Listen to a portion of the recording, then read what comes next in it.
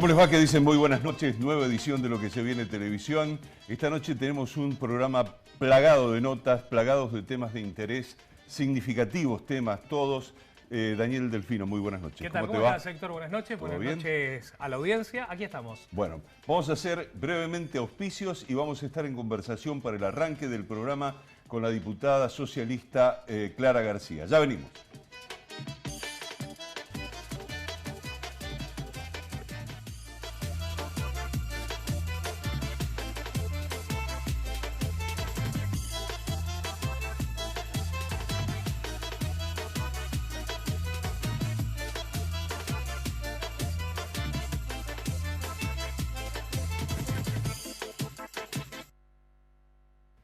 Clara, muy buenas noches, ¿cómo le va? ¿Qué dice usted? Hola, ¿qué tal? Muy buenas noches, un gusto saludarlos. Bueno, ustedes como bloque han planteado en las últimas horas el tema de modificar una ley de compra santafesino. Esto está relacionado estrictamente con el tema de tratar de devolver algo de la actividad que la provincia de Santa Fe tenía desde hace un tiempo a esta parte y que en los últimos tiempos, vía pandemia y vía, en todo caso, de algunas situaciones del Estado actual, están un poco más lentas, digamos, están un poco más complicadas. ¿Cuál es la visión que tienen con respecto a este tema? Sí, efectivamente, ustedes saben que provincias, sobre todo las linderas, tienen leyes a sus empresas locales. Es muy difícil para una empresa santafesina ir a hacer una obra pública a Córdoba o a Buenos Aires o a Entre Ríos. Lo que nosotros queremos es también defender a nuestro trabajo local, a nuestras empresas santafesinas, que son en definitiva las que dan trabajo a nuestra gente. Bueno, Santa Fe tiene una ley de compra santafesino desde hace varios años, pero la práctica, la puesta en marcha, nos demostró, y también obviamente escuchar a nuestras empresas, a nuestras pymes, que teníamos que darle alguna vuelta para hacerlo más accesible, trámites más sencillos y sobre todo que quedara, bueno, mucho más claro esto de que la oferta de una empresa santafesina tiene que estar priorizada. Y más aún ahora con la pandemia presentamos dos leyes, una más estructural, más de fondo, dando un marco legal, como digo, más accesible a nuestras empresas, y otra para que durante este año 2020 de la pandemia, cuando empiece a moverse la rueda económica, las compras a las empresas santafesinas se hagan ya no teniendo en cuenta si su diferencia de precio es hasta un 5%, sino aumentarla al doble, al 10%. Creemos que es un momento en el cual el gobierno tiene que jugarse por su gente, por las empresas y por el empleo de la provincia. Bueno, es complicada la situación económica de la provincia, los comerciantes, los empresarios. La pregunta es, ¿cómo están viendo ustedes que se está desarrollando esta situación en el marco de la provincia? ¿Y qué consecuencias a corto plazo pueden observar? Bueno, con mucha preocupación. Justamente minutos antes de estar con ustedes estábamos también en una conferencia virtual con el Comité Departamental de COVID-19 y la gran preocupación de todos los dirigentes es la vuelta a la actividad económica, porque si bien creo que siempre amparándose en las decisiones del gobierno nacional, aquí en Santa Fe se han tomado decisiones de salud que son muy buenas, de cuidado y de prevención, pero la vuelta al trabajo, al empleo, a que podamos de una manera organizada y cuidada volver a salir a trabajar, tiene que estar cuanto antes en los planes. Ya está liberalizada, digamos, o facilitada para las localidades pequeñas, de hasta 5.000 habitantes, las que no son los grandes aglomerados urbanos, pero las ciudades importantes sí o sí tienen que volver a la tarea, ya digo, de manera cuidada, pero cuanto antes. La pregunta sería la siguiente, ¿no? Teniendo en cuenta en todo caso que el socialismo cuenta entre sus filas con equipos de salud reconocidos, por otro lado, ¿cuál es la visión que tienen ustedes respecto de la situación sanitaria de la provincia? ¿En qué términos está desde el punto de vista sanitario la provincia como para impulsar una reactivación económica? Bueno, El sistema de salud de Santa Fe se ha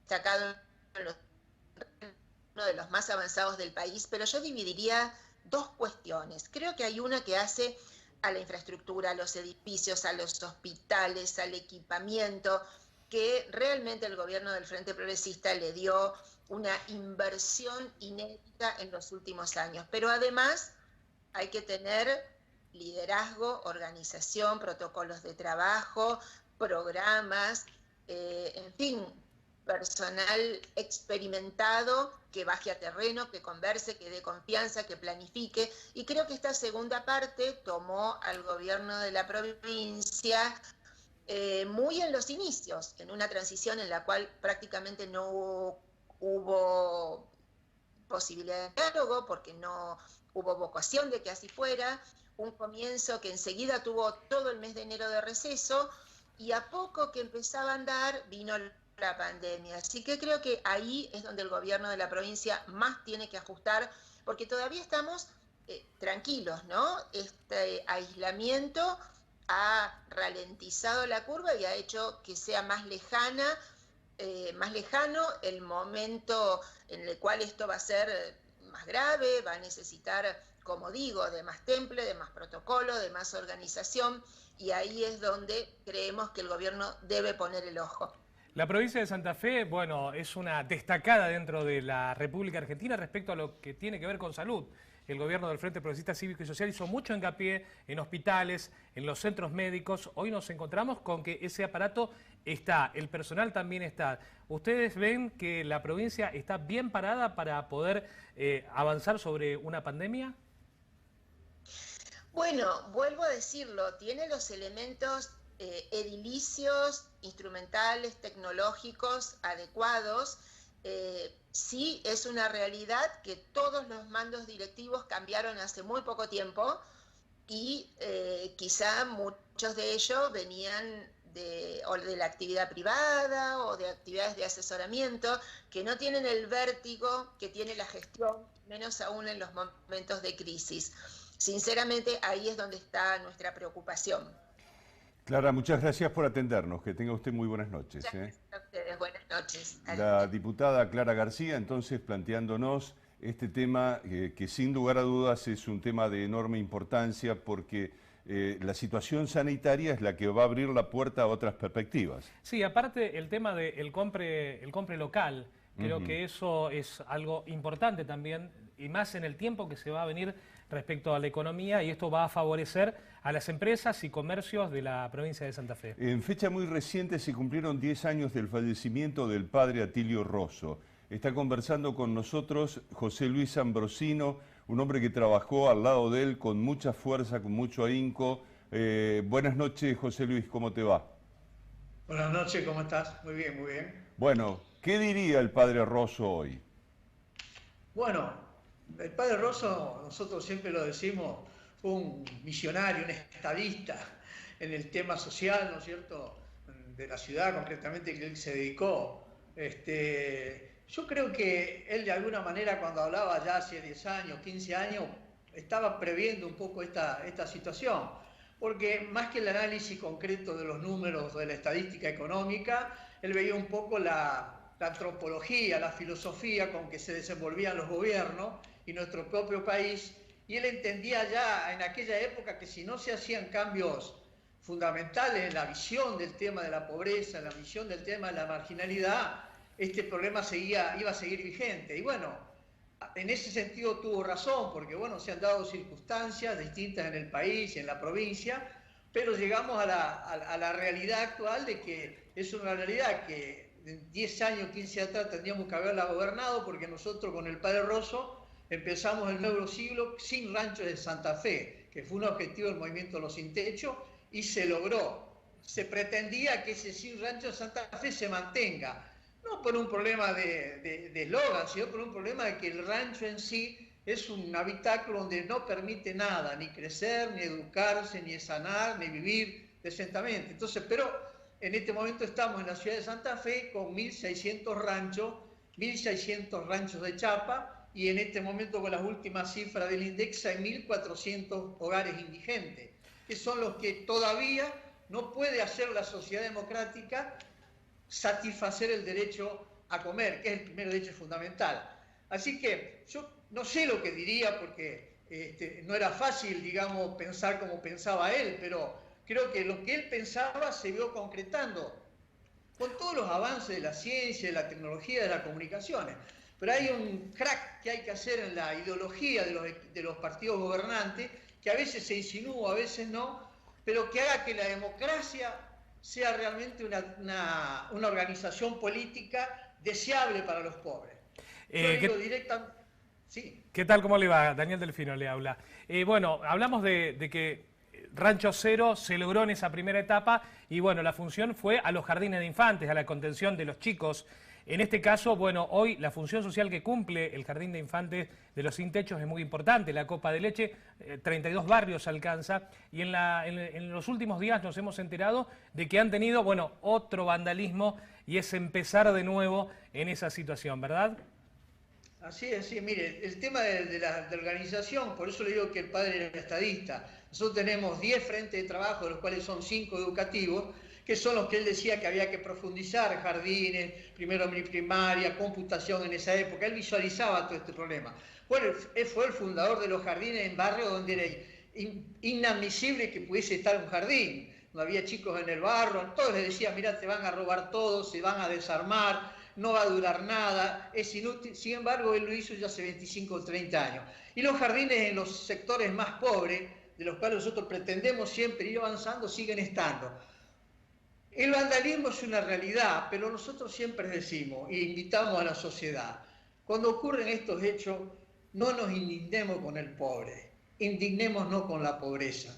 No es una forma de escaparle a las responsabilidades, ¿no es cierto? Decir quién es, si robó, si rompió, hay que hacerle cumplir las leyes, si tiene que ir preso, tiene que ir preso, pero la indignación, que es la fuerza esa que a veces nace un poco naturalmente, no tiene que ser contra ese hombre, tiene que ser contra la pobreza. La pobreza de hace 10 años cuando estaba el Perros, o la pobreza actual, en esos 1.600 ranchos de Chapo, o en esos 6.400 indigentes, es el elemento más apto para generar este tipo de situaciones. Así que nosotros estamos un poco entrenados, ¿no es cierto? Estamos un poco entrenados en sobrellevar la situación, pero no nos preocupa tanto el hecho del vandalismo en sí, sino que es la expresión de una situación más profunda que no se termina de resolver. O sea, ese ambiente de la pobreza, donde se vive con el presente perpetuo, donde no hay perspectiva de trabajo, donde es difícil la salud, donde es difícil comer. Entonces, en ese mundo, esto es bastante lógico que pasa. No es bueno,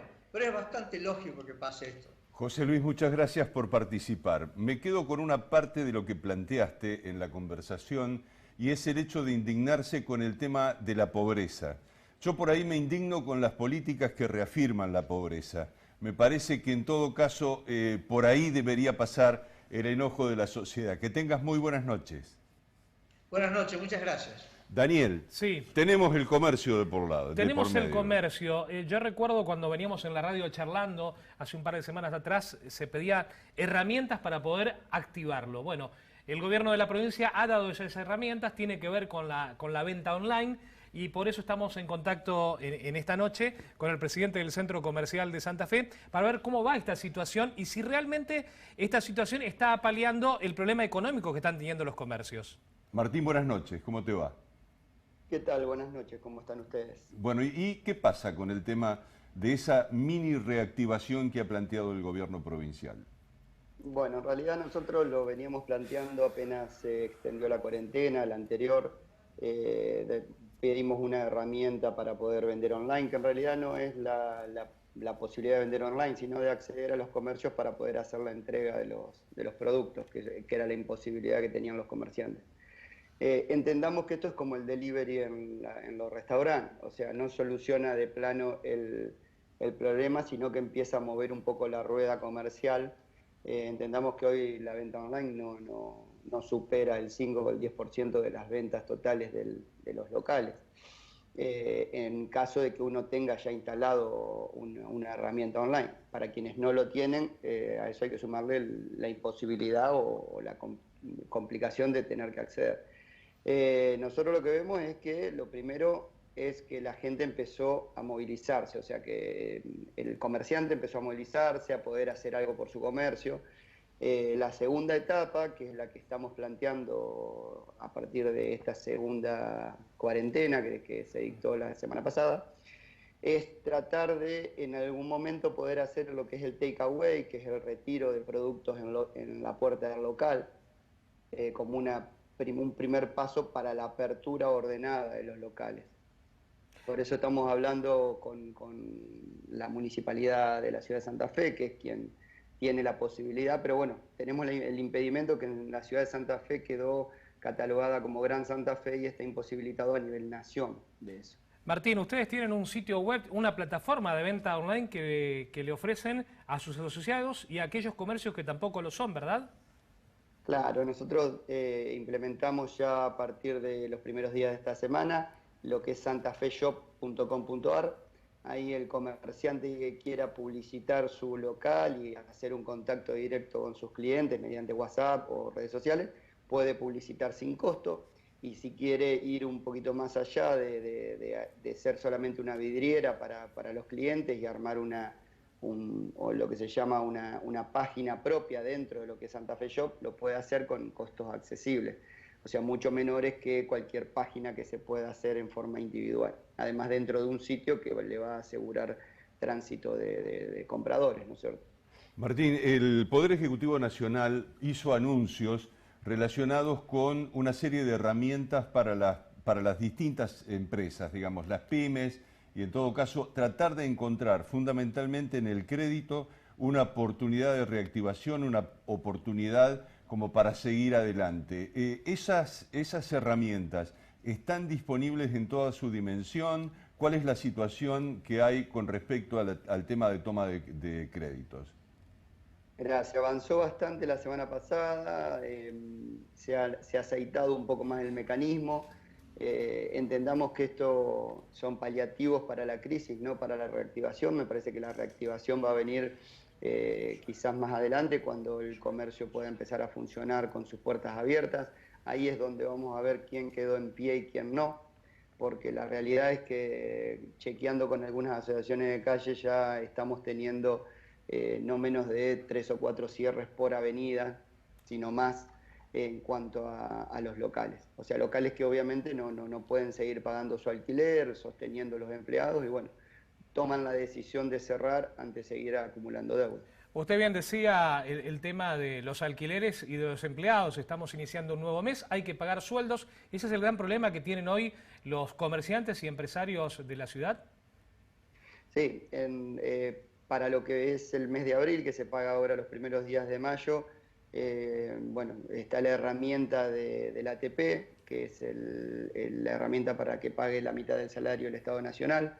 Ahí la imposibilidad que tenemos es que muchos empleados no tienen CBU, pero bueno, se aceita bastante tratando de sacar la cuenta universal gratuita para el empleado.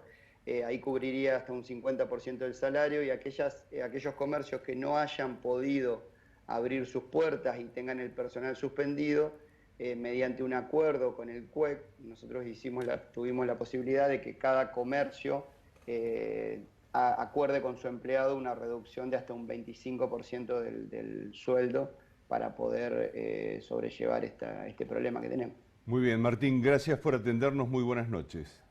Gracias, hasta luego. Bueno, otro tema que tenemos para esta noche es la cuestión del seguro. ¿Qué pasa con el seguro? ¿Qué pasa? Digo, uno tiene contratado seguro. Entonces, claro, ¿qué es lo que pasa? ¿Tiene vigencia o no tiene vigencia? Uno piensa, seguro del auto, sí, seguro de vida. Sí. ¿Qué pasa con las ART?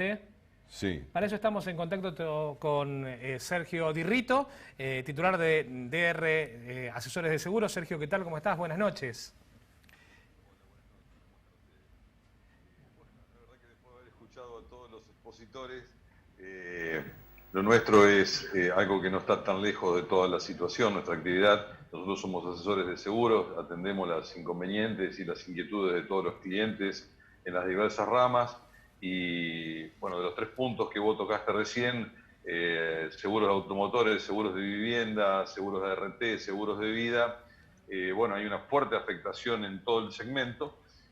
afectación en el sentido de que quien ha tenido un seguro de vida con capitalización ha hecho rescates para hacerse algo de dinero, quien tiene seguro de automotor ha reducido las coberturas o está optando por la cobertura de garage, que es una vieja cobertura que había quedado en desuso. La bonanza, en cierta manera, hacía que la contratación de seguros todo riesgo fuera muy alta, y esa cobertura de garage, que no cubre responsabilidad civil, sino robo e incendio, se volviera a imponer.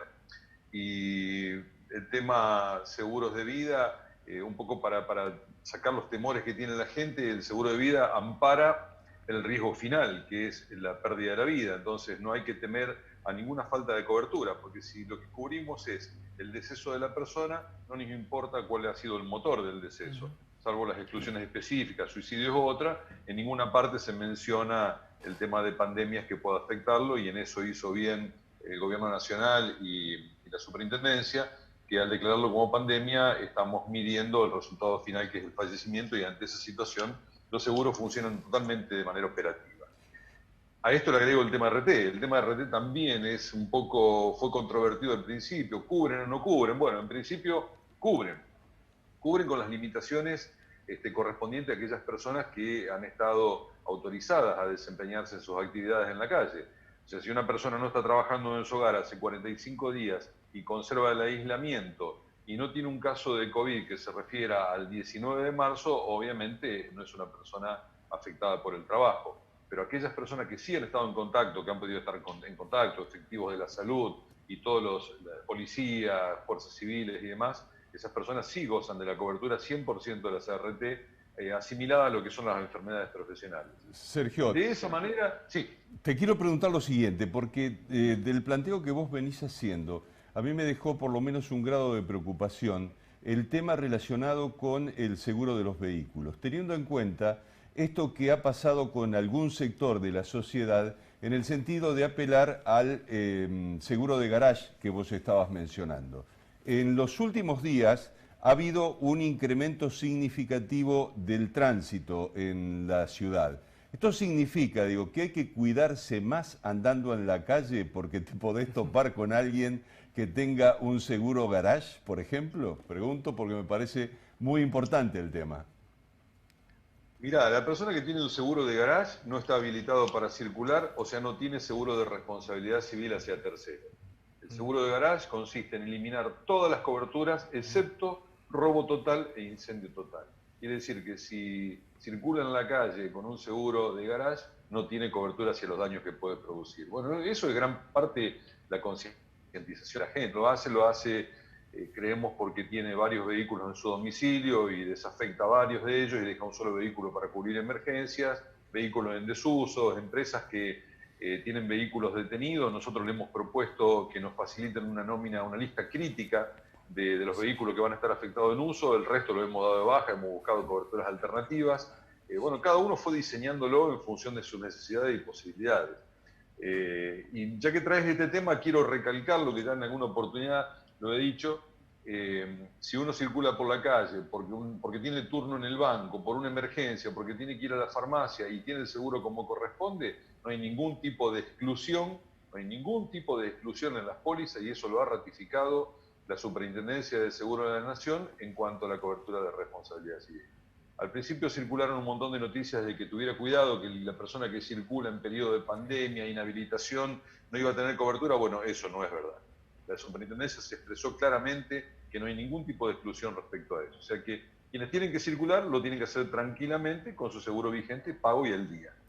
Hoy más que nunca, Sergio, sí. Hoy más que nunca el productor de seguro pasó a un lugar realmente importante, porque es la persona que levantamos el teléfono y lo tenemos ahí para la consulta, y creo que muchos que utilizamos los seguros hemos hecho ello. Vamos directamente al productor, asesor de seguros, para que nos indique qué cosas hacer. Fíjate lo que ha sucedido. Todos los comercios, todas las compañías de seguro se han visto cerradas con dotaciones mínimas. No atienden en su domicilio, atienden cuestiones técnicas desde las posiciones de home office. Entonces se revaloriza y se rejerarquiza la actividad y la presencia del productor asesor de seguros, que es, digámoslo así, una gran población de nexos con la compañía de seguro y el cliente. O sea, hoy nosotros estamos asumiendo todas las consultas y los contactos que nuestros clientes nos están haciendo, y cuando es meritorio hacerlo, lo llevamos a los pocos funcionarios que quedaron dentro de las compañías en actividad o a los que quedaron trabajando en modo home office.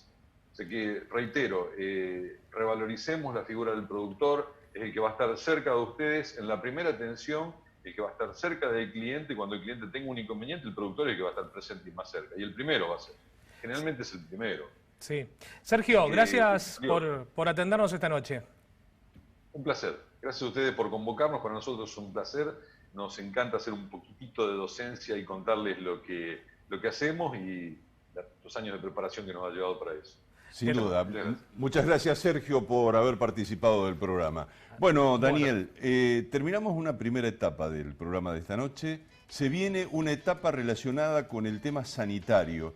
Y a mí me parece muy importante porque por lo menos nosotros tenemos previsto, ya vamos a ver si tecnológicamente lo vamos a lograr o no, sí. Tenemos que tener una gran confianza, una gran fe, pero queremos hablar del tema vacunación y queremos hablar del tema epidemiología, que son dos ejes fundamentales como para pensar en el futuro. Y también en la salud mental. En la salud mental porque, bueno, hace a que, digamos, todo lo que hemos venido viviendo representa una gran presión sobre cada uno de nosotros como individuos y además como familia también. Por lo tanto, en unos minutos vamos a estar hablando con el Colegio de Psicólogos. Y un tema más, sí, que sería la situación que está atravesando el río Paraná, y eso también tiene que ver con la salud, tiene que ver con el recurso ictícola, fundamentalmente cómo se está presentando y qué perspectivas hay de que lo tengamos a futuro. Vamos a la pausa y ya venimos.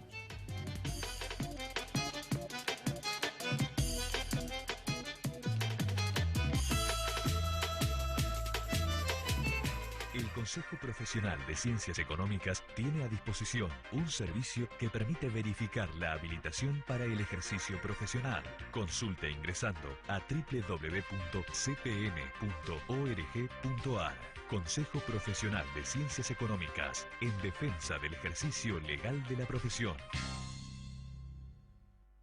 Somos la empresa inmobiliaria con más experiencia. Seguimos haciendo realidad sus más preciados proyectos. Guastavino e Invert, su inmobiliaria de confianza en Santa Fe y Santo Tomé.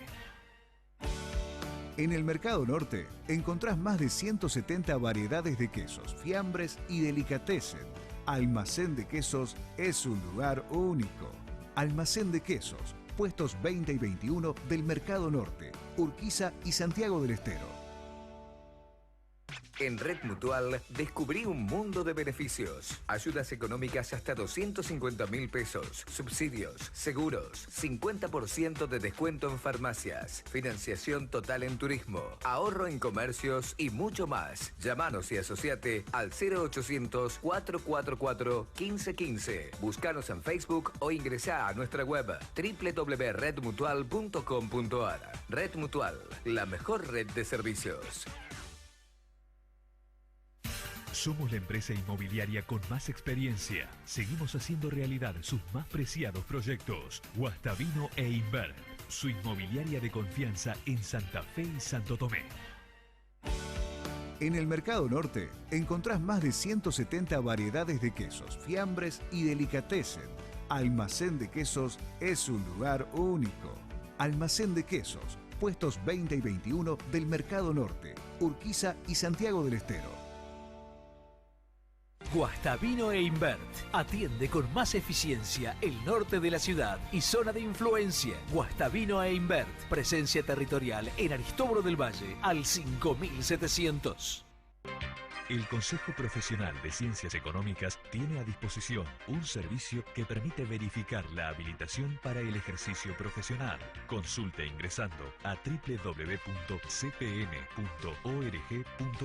Consejo Profesional de Ciencias Económicas, en defensa del ejercicio legal de la profesión. Guastavino e Invert atiende el mercado santotomecino y zona de influencia. Avenida 7 de marzo 1563. Guastavino e Invert, líder inmobiliario en la región. El Consejo Profesional de Ciencias Económicas tiene a disposición un servicio que permite verificar la habilitación para el ejercicio profesional. Consulte ingresando a www.cpm.org.ar. Consejo Profesional de Ciencias Económicas, en defensa del ejercicio legal de la profesión. Somos la empresa inmobiliaria con más experiencia. Seguimos haciendo realidad sus más preciados proyectos. Guastavino e Invert, su inmobiliaria de confianza en Santa Fe y Santo Tomé.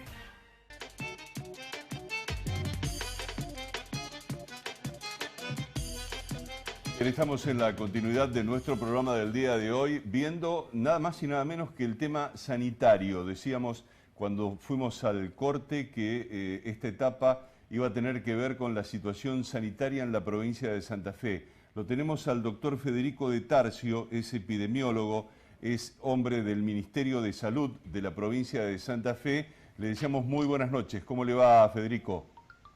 ¿Qué tal? Buenas tardes, ¿cómo les va? Bueno, quisiéramos tener una idea respecto de lo que está pasando desde el punto de vista de la perspectiva de un posible contagio para la provincia, para la población de la provincia de Santa Fe. ¿En qué estadio estamos?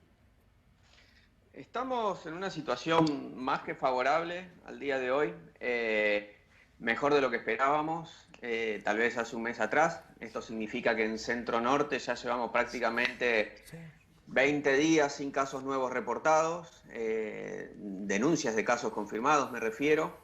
No tengo todavía los datos de Rosario de hoy, pero bueno, ayer no habían reportado casos, antes de ayer tan solo un caso, es decir que claramente hay una tendencia de una curva en descenso en cuanto a los nuevos casos, con lo cual eso es sumamente favorable y tiene que ver con que evidentemente son efectivas las medidas de distanciamiento, de prevención, de lavado de manos, de uso de barbijo, todo lo que se ha venido trabajando en todo este tiempo, digamos, ha dado sus frutos, como así también la búsqueda en su momento de los viajeros, de los contactos, de los febriles, todo el esfuerzo que se ha hecho la población en general, digamos, y desde todo el sistema de salud, público, privado, sin distinción, estamos viendo los resultados.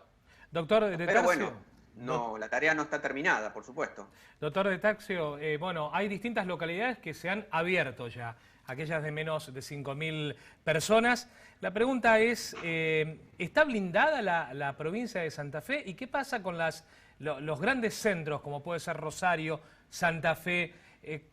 Santa Fe hace mucho tiempo que no tenemos caso autóctono, pero ¿cómo lo vemos a esto? Como te decía, siempre estamos casi 21 días sin casos nuevos en Ciudad de Santa Fe y Gran Santa Fe.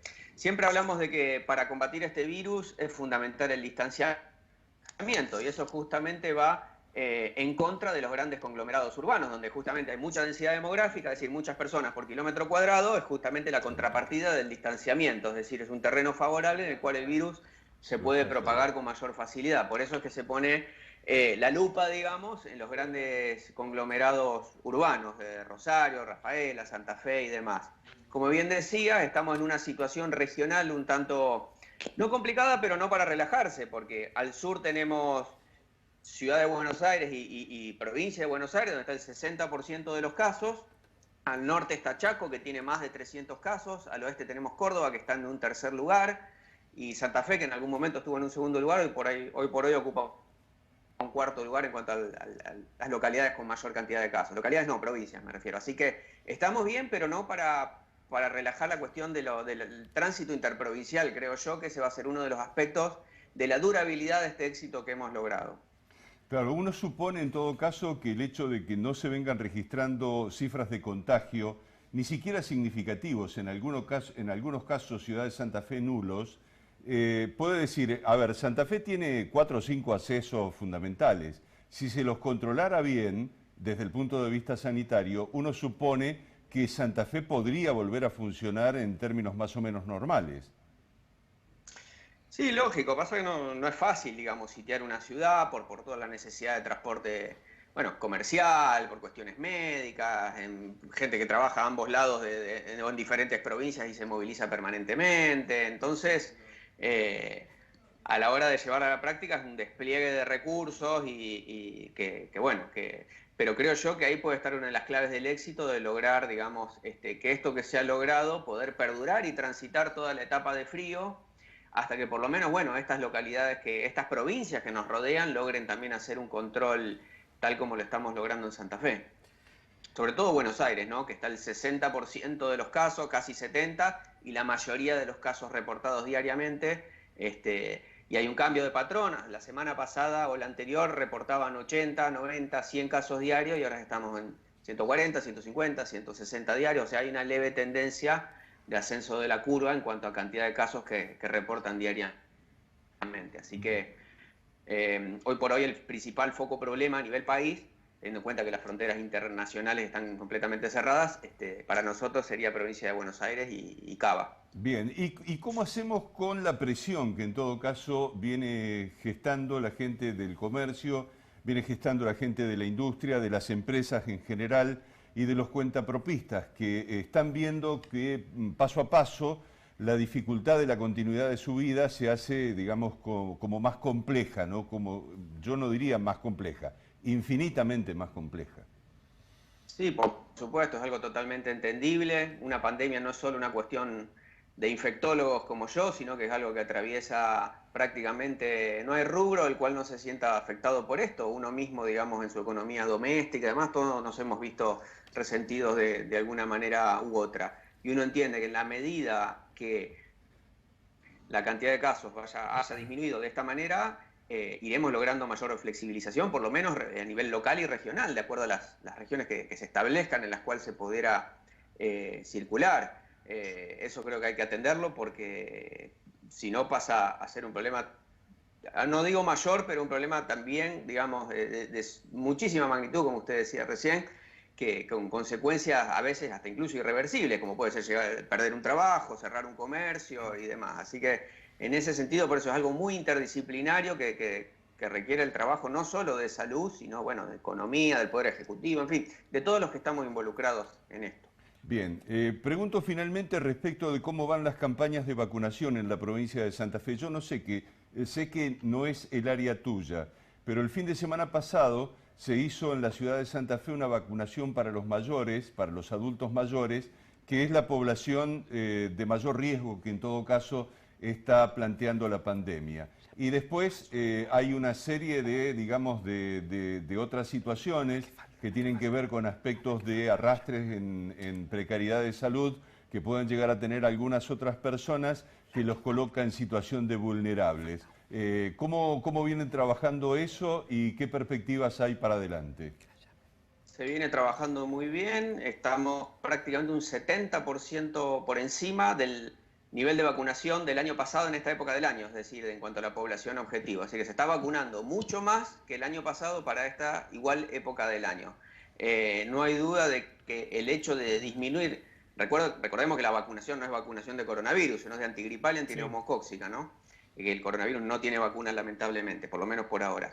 Pero disminuir la circulación de influenza, de neumococo y demás va a hacer que la gente se enferme menos, que se saturen menos los sistemas de salud. También hay reportes de casos de coinfecciones entre influenza y COVID o COVID y neumococo, así que tener una población, una masa poblacional correctamente inmunizada frente a estos dos patógenos va a ser sumamente provechoso y la verdad es que la demanda es altísima. La gente está como nunca prácticamente, solo comparable a lo que ocurrió después del 2009, de la pandemia de influenza, cuando apareció por primera vez la vacuna, que ese año se logró casi arriba del 95% de vacunación de la población de objetivo. Creo que este año podríamos estar en valores similares, digamos, de adherencia a la vacunación, justamente porque todo el mundo quiere, dentro de las herramientas que tenga, para protegerse, hacer uso a la mayor cantidad posible. Doctor De Tasio, estamos esperando el frío. Con esto el COVID supuestamente va a empezar a hacer su mella en la Argentina, pero la provincia de Santa Fe tiene otra problemática, que es el dengue. Si bien el frío va a menguar al mosquito, pero estamos en una situación compleja, o por lo menos este año se planteó una situación compleja. Sí, es así. El dengue ya hace años que vino para quedarse. Esto tiene que ver con el cambio climático, que ha cambiado el régimen de lluvias, que han cambiado las temperaturas medias. Hoy por hoy somos clima subtropical, digamos, con lo cual eso genera todo un cambio epidemiológico en patologías que antes eran casi exclusivas de viajeros, ahora la tenemos instalada con la mayoría de los casos de dengue que son autóctonos, es decir, que no vienen de viajeros. Y es cierto que cuando la temperatura baja por debajo de los 15 grados, se supone que la reproducción del mosquito disminuye, pero bueno, los huevos pueden persistir de una temporada a la otra. Esto sumado también en los grandes centros urbanos y demás a la urbanización desorganizada, con falta de agua potable, con muchos reservorios domiciliarios de agua, por eso tanta insistencia en el descacharrado, porque es de ámbito doméstico, de que el criadero de la Aedes es doméstico, o sea, por eso es importante que así como estamos poniendo tanto esfuerzo en cuidarnos del coronavirus, que todos tenemos nuestro barbijo, que todos tomamos las medidas de distanciamiento social, que también no descuidemos el tema del dengue, del descacharrado en nuestro domicilio, de la utilización de repelentes, porque hoy por hoy, al día de hoy, es un problema sanitario mayor el dengue en cuanto a cantidad de casos y a mortalidad en la provincia. Hoy, digamos, veremos qué pasa después con el coronavirus, y el dengue vino para quedarse, o sea, todos los años vamos a seguir teniendo casos. Por eso todos los años volvemos sobre los mismos puntos, de evitar el desarrollo en el ámbito domiciliario y peridomiciliario. Doctor, muchísimas gracias por atendernos. Que tenga usted muy buenas noches. Gracias a ustedes. Bueno, un tema completito, la cuestión del aspecto sanitario en la provincia de Santa Fe, planteado por un funcionario del Ministerio de Salud. Pero nos queda otro aspecto también de la salud, que es el aspecto de la salud mental, sobre el cual la secretaria general del Colegio de Psicólogos, Cecilia Borlut, está en contacto con nosotros. Cecilia, muy buenas noches, ¿cómo le va? Hola, buenas noches, ¿cómo están? Bien, muy bien. Bueno, ¿qué pasa con la cabeza de la gente en el momento en el cual, bueno, se pasa una situación de esta naturaleza? Bueno, nosotros desde el Colegio de Psicólogos, desde la primera circunscripción, venimos desde el inicio de esta situación en relación a la pandemia por el COVID-19, acompañando a la población y a los profesionales que están trabajando en situación de primera línea y a los profesionales que forman parte del colegio de diferentes maneras. El lunes de la semana pasada, el ministro de Salud de la provincia había anticipado que los psicólogos que trabajamos en consultorios en forma privada íbamos a poder retomar nuestra actividad para situaciones de prevención y para el trabajo con pacientes crónicos. Nosotros fuimos trabajando en protocolos para poder trabajar conjuntamente la forma de regreso a los consultorios, y en el día de ayer salió una resolución donde queda un poco desestimada esta primera comunicación del ministro, y los psicólogos no estaríamos en condiciones al día de hoy de poder retornar a los consultorios a acompañar a nuestros pacientes. Nosotros consideramos que es una situación inusual que ha conmovido al mundo entero, que conmueve la posibilidad de todas las tareas que llevábamos adelante, la forma en que llevábamos adelante nuestros vínculos, la posibilidad del encuentro con otros, que va a tener efectos y que está teniendo efectos en las personas, y que los espacios terapéuticos son importantes que puedan estar disponibles para los pacientes en general.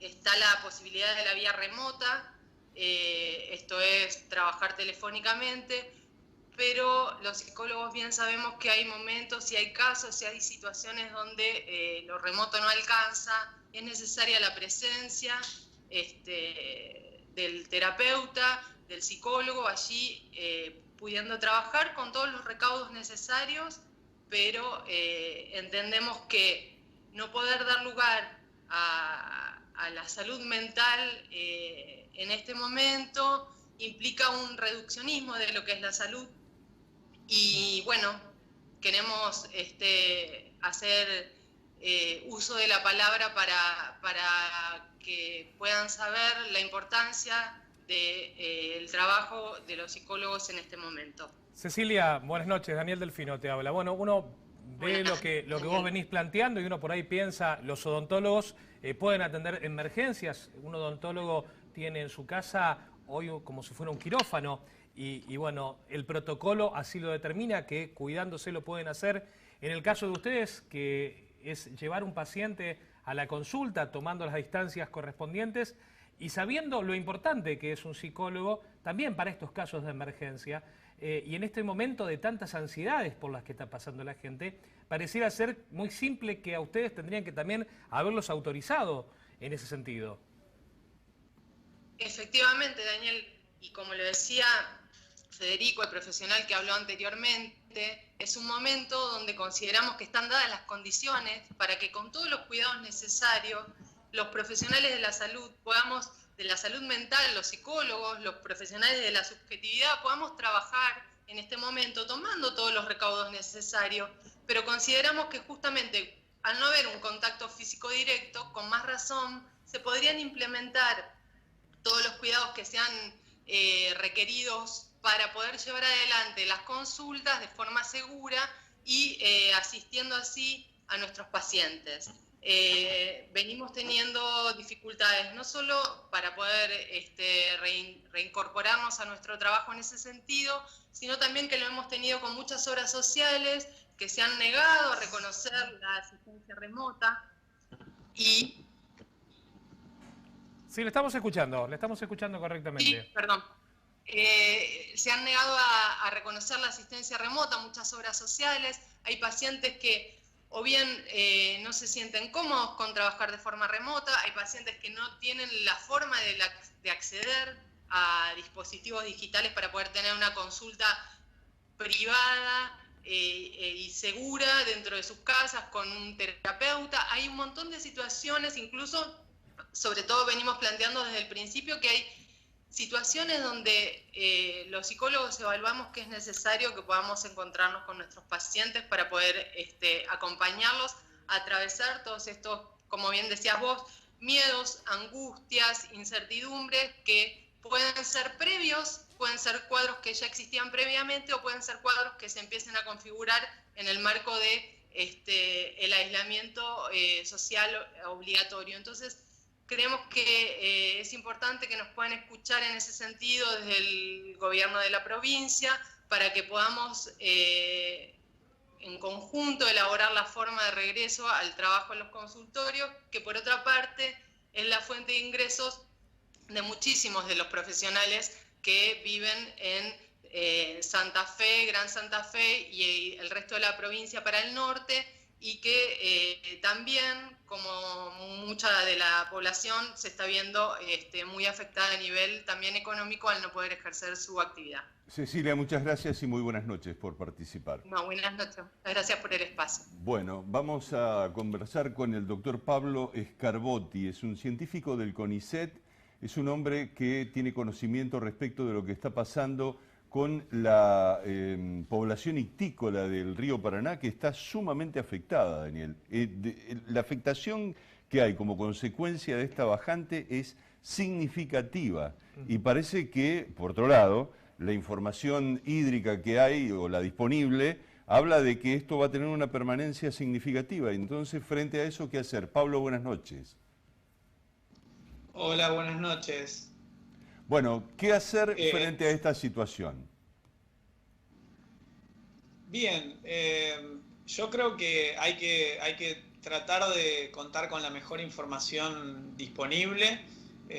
Yo creo que bueno, el Ministerio de la Producción tiene datos de monitoreo pesquero que hasta el momento quizás son insuficientes. Yo siempre cuando me consultan sobre estos temas aclaro que bueno, que en cierto modo es interesante esta situación de crisis porque nos pone a todos alertas y atentos a la problemática del manejo pesquero, pero yo creo que el manejo pesquero ha sido un tema tradicionalmente desatendido, como lo son casi todos los temas ambientales, ¿no? Sabemos que es casi un clásico de nuestro país que las oficinas de lo que es administración de recursos naturales sean ocupadas por gente que no está capacitada. Lo digo a nivel nacional, sabemos quién era el ministro de Medio Ambiente de la gestión anterior y sabemos quién es el actual.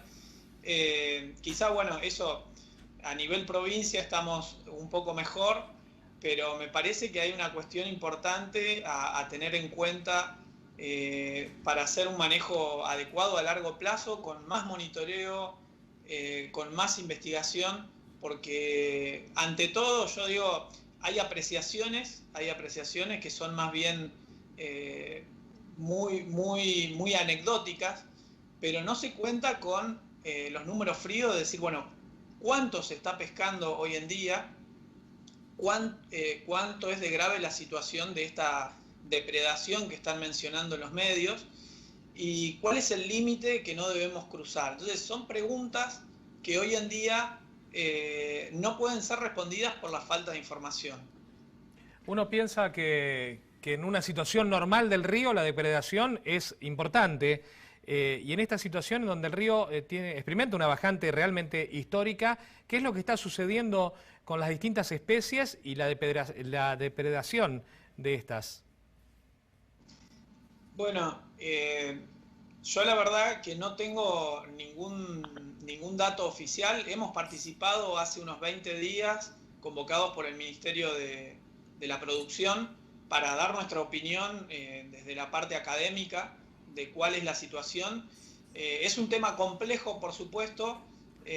Primero hay que citar que esta situación hidrológica, que hoy en día nos preocupa gravemente porque nunca vimos el río así, es necesario ponerla en contexto.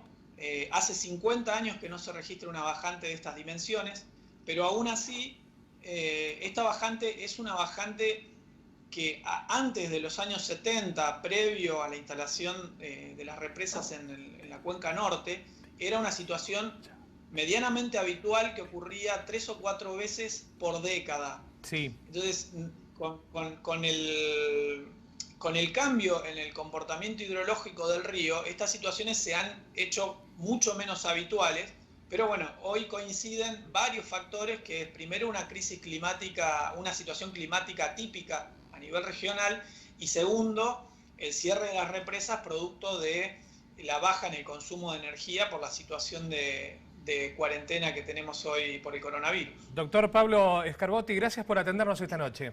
Bien, vamos a saludarla a Soledad Guerrero. Soledad es quien está coordinando la inmunización en la provincia de Santa Fe. Soledad, muy buenas noches. Bueno, lo que queremos preguntarle, porque sabemos que este fin de semana pasado hubo una campaña de vacunación a los adultos mayores en la ciudad de Santa Fe, ¿cuál es la evaluación que ustedes están haciendo de esa campaña y qué perspectivas hay a partir de las aplicaciones de contar con un marco de seguridad sanitaria más grande? Bueno, nosotros estamos desarrollando una campaña antigripal desde el día 25 de marzo, como ustedes bien saben, en la provincia de Santa Fe y en todo el país, por supuesto, dentro de esta pandemia y este contexto de aislamiento social. Por eso esta campaña de vacunación antigripal tiene unas características especiales, diferentes a las de años anteriores. Este año nosotros estratégicamente hemos ido avanzando sobre los grupos de riesgo que tiene la vacuna, el virus influenza, para el cual están elegidos estos grupos poblacionales para vacunar en forma rápida, pero sosteniendo este aislamiento tan necesario. Hoy podemos decir que hemos vacunado un 70% más que el año pasado en el mismo límite de tiempo, comparando la campaña anterior, 2019, a la de este año, siempre teniendo en cuenta que el año pasado no existía este contexto de aislamiento, y lo hicimos con el esfuerzo, por supuesto, de todos los vacunadores que están pretendiendo llegar a estos grupos vulnerables, como son los mayores de 65 años, de manera estratégica. Hemos logrado una exitosísima campaña para que ustedes tengan una idea. Nosotros ya llevamos 320.000 dosis aplicadas en toda la provincia. Esto logra una cobertura de más del 100% del personal de salud, del 100% de los mayores de 65 años, y vamos a continuar vacunando, vamos a seguir recibiendo las vacunas, por supuesto, hemos solicitado el año pasado una cantidad de dosis que este año hemos visto que la demanda de la sociedad ha sobrepasado enormemente, y esto es lo que nosotros estamos pretendiendo llevar respuesta a la población con los insumos que contamos, como van ingresando, que son las vacunas que nos manda el Ministerio de Salud de la Nación, y estratégicamente vamos logrando satisfacer esta enorme demanda. Bien, Soledad, un minuto nos queda para conversar contigo y me parece importante destacar en todo caso la siguiente situación.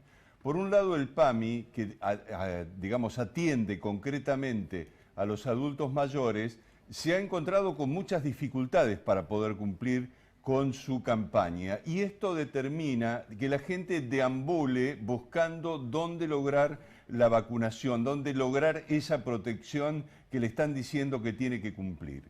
¿Qué hacer con eso? Sí, es así. El PAMI, a pesar de que al principio de la campaña habíamos acordado conjuntamente trabajar con la obra social PAMI, esto no se logró, no llegaron las vacunas a las farmacias, y por ende el afiliado se vio en esta situación, como bien marcás. La semana pasada sí habían llegado las vacunas a las farmacias y estaban tratando de dar una respuesta como había sido acordado, a través de turnos telefónicos y por terminación de DNI. No obstante, aquel afiliado de PAMI que todavía no encuentre la respuesta en la farmacia que el PAMI había propuesto en su momento y está intentando lograr, se puede acercar a los efectores públicos de la provincia y en la medida que el efector público cuente con el insumo le va a dar la respuesta, porque nosotros siempre hemos vacunado a toda la población y es nuestro objetivo llegar a estos grupos de riesgo lo más rápido posible. Soledad, muchísimas gracias por haber participado. Se nos terminó el programa, lamentablemente. Sabemos, incluso por nuestro contacto en la radio que hicimos esta semana, que hay muchas cosas para conversar contigo, muy interesantes y muy complejas que tienen que ver con tu tarea. Que tengas muy buenas noches. Buenas noches para ustedes también. Hasta luego. Amigo Delfino. Bueno, qué programa movido y con muchos temas y para todos los gustos. ¿Qué le parece? Así que yo le he hecho esta invitación para que usted me acompañe. Le agradezco muchísimo que esté al lado porque es una gran ayuda, es un bastón fundamental para poder hacer esta hora en contacto con la tecnología. Usted sabe que mi fuerte es la música y me está llevando a otro terreno, sí. pero el responsable es usted. Bueno, en una semana nos volvemos a encontrar. Tengan toda la paciencia del mundo, en el sentido de que por lo menos uno es perfeccionista, ¿no? Dice, hay que hacer el programa de la mejor manera posible. Yo les agradezco a los chicos del canal que pongan todo el esfuerzo que están poniendo, que pongan toda la dedicación, como siempre ha sido desde el momento en que empecé a trabajar aquí. Muy buenas noches, hasta la semana que viene.